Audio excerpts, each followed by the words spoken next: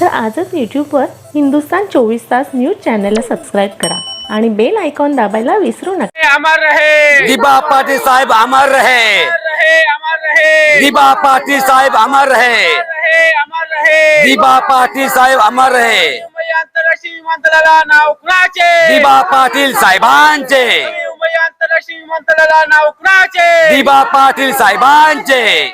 तुम्हाला सांगायचं म्हणजे मी हा राजकीय नेता नाही, मी आंदोलनातला नेता आहे।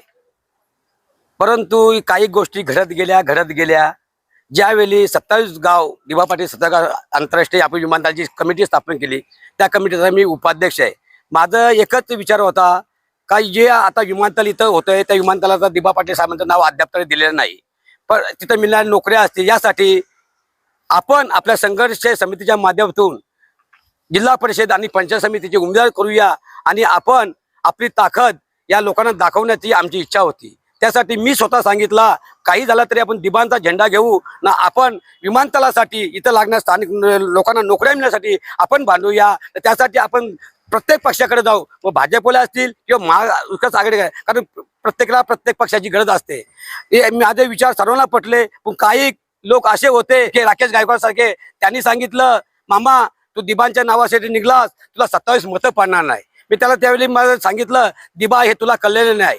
मग मला मी एक दिबांचा वेडा माणूस आहे, मग मी सांगितलं हा वेडा माणूस आहे, दिबांच्या बद्दल जो असा बोलत असेल तर कुणी राहत नसेल तर मी माझी मुलगी हिला, आज तुम्ही बघता आहात हिचं वय पण नाही राजकारणात, ही 22 वर्षाची मुलगी, मी सांगितलं काही झालं तरी मी दिबांसाठी राहणार म्हणजे राहणार। त्यावेळी मी निश्चय केला काही झालं तरी मी या मुलीला पंचायत समितीला उभी करणार। हे होत असताना मी कुणाला विचारलं नाही, काही नाही केलं, मी स्वतः जाऊन फॉर्म आणला आणि फॉर्म भरला।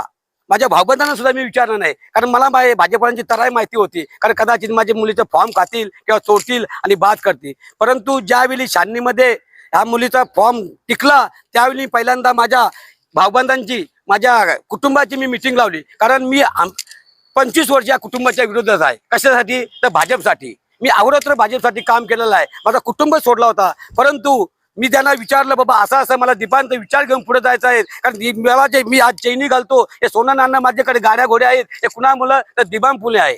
म्हणून मी यांना सांगितलं बाबा असा असा माझा विचार आहे, तरी एक क्षणाचाही विचार न करता माझ्या मुलीला पाठिंबा दिला। पाठिंबा दिल्यानंतर मी त्यांचा आभार मानला आणि एकटाच निघालो। आज तुम्हाला माहित आहे ही वाऱ्याच्या विरुद्ध दिशेने मी चाललेलो आहे, हे कुठेतरी महाविकास आघाडीला समजलं असेल। मग त्यांचा मला फोन आला, बाबा गोवर्धनराव तू काय करणार आज, आमच्या पक्षाचं एबी नाही, मी साहेबांसाठी तर निघालेलो आहे, मला तुमच्या पक्षाची एबी पण नको, काय नाही, तुम्हाला जर मला पाठिंबा द्यायचा असेल तर तुम्ही मला पाठिंबा द्या। मग त्यांनी बालाराम पाटील स्वतः सांगितलं बाबा मी आमचा उमेदवार जो उभा केला आहे त्या मागं घेतो आणि तुम्हाला पाठिंबा देतो। आज मला बालाराम पाटलांनी महाविकास आघाडी आज जाहीर पाठिंबा दिला आहे। आज तुम्ही बघत असाल आज माझा कुटुंब असेल, माझ्या गावातील शका पक्षाचे कार्यकर्ते असतील, काँग्रेसचे असतील, राष्ट्रवादीचे असतील, माझ्या एक दिबांच्या नावाचे जो पाठिंबा दिला आहे, म्हणून आज एकाचे 2, 2चे 4 आणि 4चे 4,000 पर्यंत माझी मदत गेलेली आहे। आज मी दिबांसाठी इथे निघालेलो आहे।